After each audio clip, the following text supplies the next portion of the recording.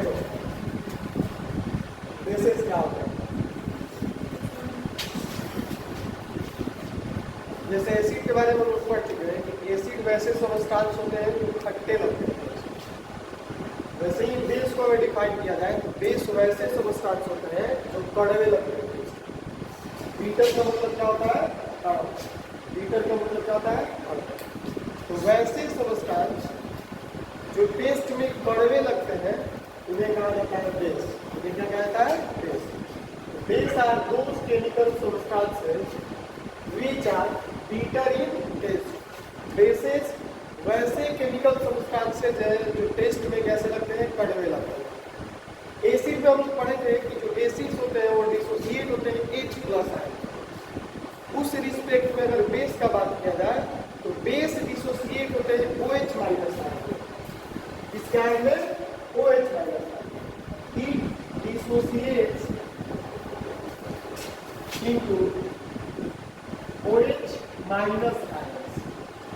ध्यान रखें इन their aqueous solution at aqueous solution।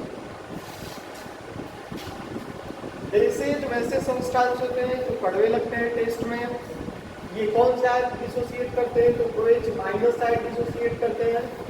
Next देखो एक पॉइंट और लिखा है यहाँ पे, इट न्यूट्रलाइज एन एसिड। अगर कोई एसिड है ना तो उसको ये क्या कर देगा, न्यूट्रलाइज कर देगा, मतलब एसिड के इफेक्ट को ये खत्म कर देगा। जैसे देखते होगे पेट में भी एसिडिटी हो जाता है तो तीनों पीते हो ना, तीनों असल में क्या होता है, उसमें बेस होता है, ठीक है ना। वो जाके अंदर और जो एसिड अंदर बना तो उसको क्या करता है, न्यूट्रलाइज करता है।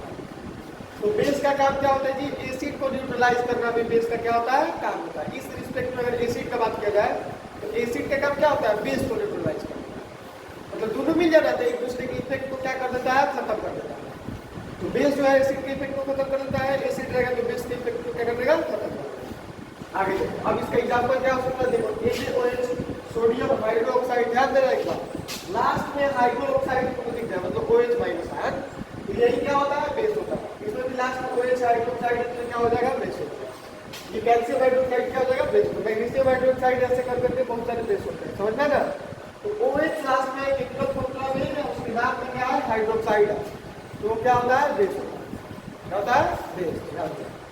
तो बेस समझ में आया क्या होता है, क्या करता है, तो एसिड के इफेक्ट को क्या कर देता है, खत्म कर देता है, मतलब एसिड को न्यूट्रलाइज कर देता है।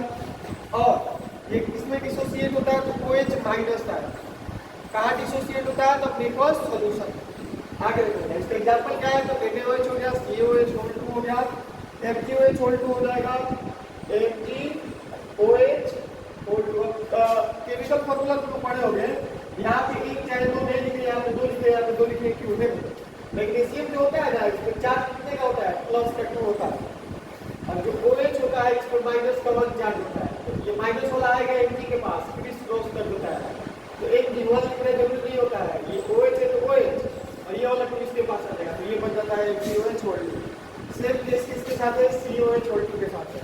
इस पे +2 चार्ज होता है, इस पे 1 का, तो 1 यहाँ पे आता है तो कोई असर नहीं पड़ता, 2 जाता है तो 1 पे 2। ऐसा समझ गए।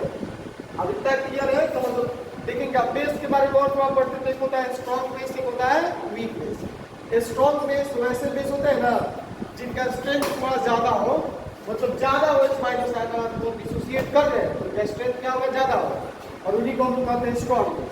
कम OH- आयन अगर डिसोसिएट कर रहे हैं तो उन्हें बोलता है वीक बेस। ऐसे समझ गए।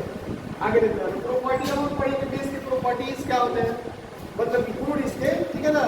देखो इसकी प्रॉपर्टीज क्या होती है। Bases have bitter taste. सबसे पहला बात जो डेफिनेशन से निकल गया है कि बेसेस के पास कैसा टेस्ट होता है, बीटर, कड़वा टेस्ट होता है। अगर टेस्ट करोगे तो कैसा लगेगा, कड़वा, लेकिन टेस्ट करना नहीं है, समझ में ना। कोई भी केमिकल्स को टेस्ट नहीं करना चाहिए। आगे देखो ये बस ज्ञान के लिए, नॉलेज के लिए बताया जा रहा है। आगे देखो bases feel soapy to touch. साबुन को तो सब कोई टच किया होगा, देखो साबुन को जब टच करते हो ना तो स्लिपरी टाइप का लगता है, उसको सोपी टच कहा जाता है, ठीक है ना। तो अगर तुम टच करोगे बेस को तो सेम वैसे ही फिसलेगा, ठीक है। तो इसको बोला गया bases feel soapy to touch. आगे देखो bases turn red litmus to blue. ये बात ध्यान देना है, तो बेसेस होते हैं क्या करते हैं, रेड लिटमस को ब्लू कर देते हैं, रेड लिटमस को ब्लू। जो एसिड हुआ करते थे वो इसके उल्टा करते थे, ब्लू लिक्विड को क्या करते थे, रेड। जबकि जो बेसेज होते हैं वो लिक्विड को क्या करते हैं, ब्लू। एकदम अच्छे से ध्यान रखना, ऑब्जेक्टिव में क्वेश्चन पूछ लिया गया इसमें। आगे देखो, bases conduct electricity in solution. अगर बेस का कोई सॉल्यूशन है, एक कोई सॉल्यूशन मान लो, कोई भी सॉल्यूशन है, तो इलेक्ट्रिसिटी को क्या करेगा, कंडक्ट करेगा। जैसे एसिड इलेक्ट्रिसिटी को कंडक्ट करता था, वैसे ही बेस भी इलेक्ट्रिसिटी को क्या करेगा, कंडक्ट करेगा। अब जो एक और सॉल्यूशन या जो भी सॉल्यूशन इलेक्ट्रिसिटी को कंडक्ट करता है उसको हम इलेक्ट्रोलाइट कहते हैं। क्या कहते हैं, इलेक्ट्रोलाइट। तो जो बेस का जो सॉल्यूशन होता है वो क्या होता है, इलेक्ट्रोलाइट होता है। ध्यान रखना, बेस के सॉल्यूशन क्या होते हैं, इलेक्ट्रोलाइट होते हैं। आगे देखो, नेक्स्ट प्रॉपर्टी इसका पढ़े तो जब बेसिस ना किसी मेटल से रिएक्शन करते हैं तो वहां पे हाइड्रोजन गैस का फॉर्मेशन करते हैं और साल्ट का। किसी मेटल से, सारे मेटल से वो रिएक्शन नहीं करते हैं। बेसिस सारे मेटल से रिएक्शन नहीं करते हैं, किसी मेटल से रिएक्शन करते हैं। और जब मेटल से रिएक्शन करते हैं तो वो साल्ट का फॉर्मेशन करते हैं, इसके साथ साथ हाइड्रोजन गैस का। देखो, bases react with some metals to form hydrogen gas. Bases कुछ मेटल से रिएक्शन करके क्या फॉर्म करते हैं, हाइड्रोजन गैस फॉर्म करते हैं। इसके साथ साथ और क्या फॉर्म करते हैं, तो साल्ट। देखो, ये बेस है, NaOH, अभी लिखे हैं आप एग्जांपल में हाइड्रोक्साइड लास्ट में आ रहा है ना, सोडियम हाइड्रो ऑक्साइड। तो ये बेस है जो किससे रिएक्शन किया है, जिंक एक मेटल है। ठीक है, पीरियोडिक टेबल में हम लोग पढ़े हैं कि जिंक क्या होता है, मेटल होता है। तो जब सोडियम हाइड्रोक्साइड जिंक से रिएक्शन किया है तो बना दिया है सोडियम जिंकेट। इस कंपाउंड का नाम क्या होता है, सोडियम जिंकेट। ठीक है, इतना आयन एक होता है, इसका नाम क्या होता है, या तो माइनस का 2 होता है, इसका नाम होता है जिंकेट आयन। क्या नाम होता है, जिंकेट आयन। ध्यान देना, कौन सा आयन है, जिंकेट आयन। और यहाँ पे सोडियम है, तो ये पूरा बन जाता है सोडियम जिंकेट, सोडियम जिंकेट। इसके साथ साथ हाइड्रोजन, जो सोडियम जिंकेट है ये है एक साल्ट, और हाइड्रोजन है तो हाइड्रोजन साफ दिख रहा है। अब यहाँ पे एक नोट है जिसको ध्यान में रखना है, जो बेसिस होते हैं सारे मेटल से रिएक्शन नहीं करते हैं, कुछ ही मेटल से रिएक्शन करते हैं। देखो, all the metals do not react with bases to form salt and water. सारे मेटल बेस से रिएक्शन करके सॉल्ट और वाटर नहीं बना देते हैं, कुछ ही मेटल ऐसे हैं जो बेस से रिएक्शन करते हैं तो सॉल्ट और वाटर बनाते हैं। क्लियर हुआ?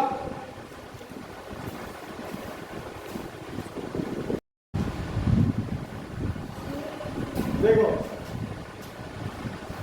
नेक्स्ट प्रॉपर्टी है, जब बेसिस एसिड से रिएक्शन करते हैं तो साल्ट और वाटर का फॉर्मेशन करते हैं।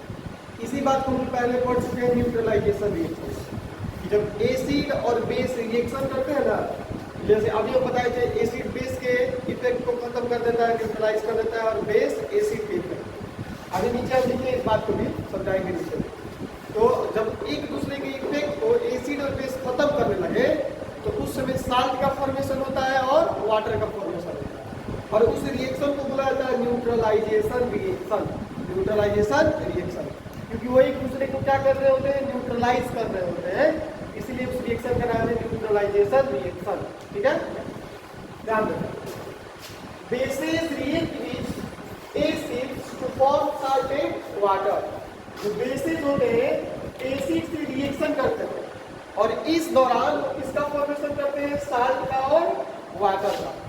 ठीक है, बेसिस एसिड से रिएक्शन करके साल्ट का और वाटर का फॉर्मेशन करते हैं।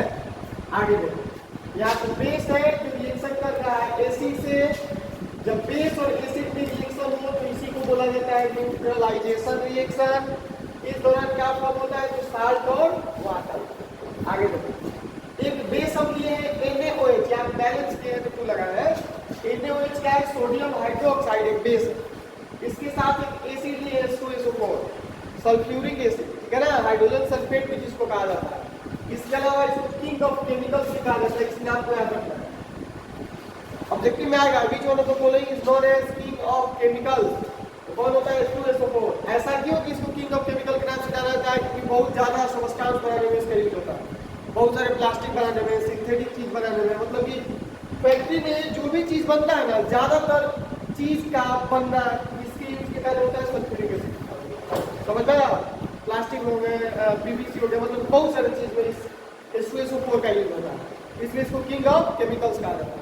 अब जिसका मान लो 10 आदमी हो या एक आदमी जिसका पूछ मतलब कि जिसके बारे में बहुत लोग पूछने लगे या बहुत लोग उसका हेल्प लेने लगे, उसी को किंग कहा जाता है, राजा कहा जाता है।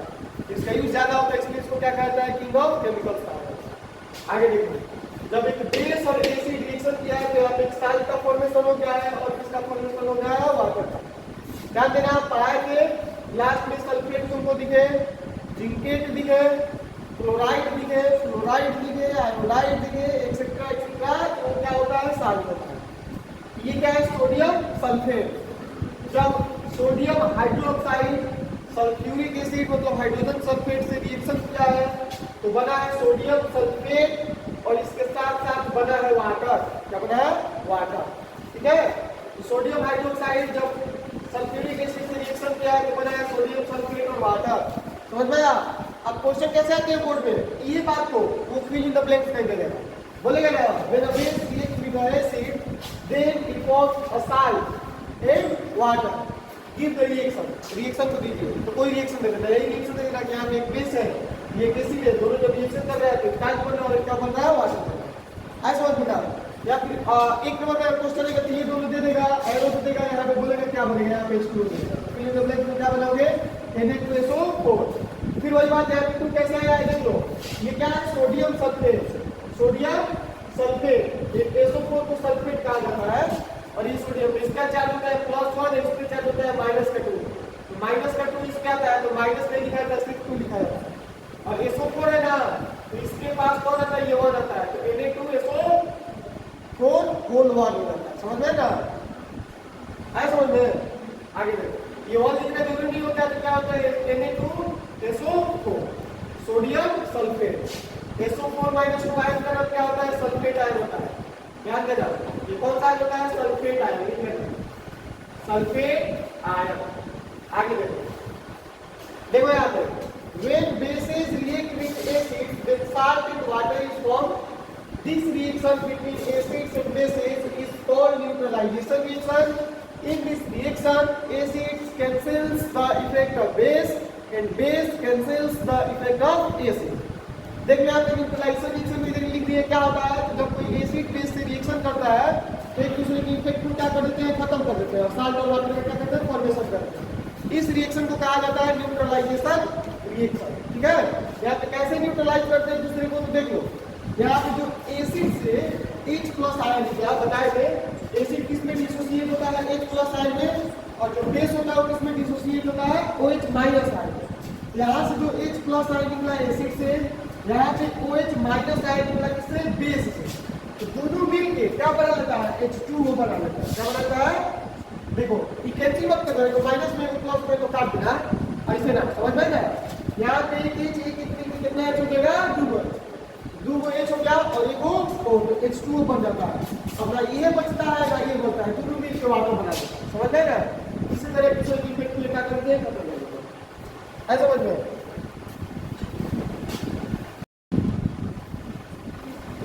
नेक्स्ट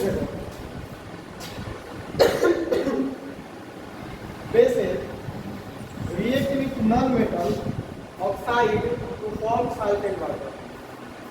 मतलब कि बेसेस जो होते हैं अगर नॉन मेटल के ऑक्साइड से रिएक्शन करते हैं, नॉन मेटल के ऑक्साइड जैसे कार्बन नॉन मेटल होता है और इसके साथ ऑक्सीजन रिएक्शन करके क्या बनाते हैं, कार्बन डाइऑक्साइड, इसको बोला जाता है नॉन मेटल ऑक्साइड।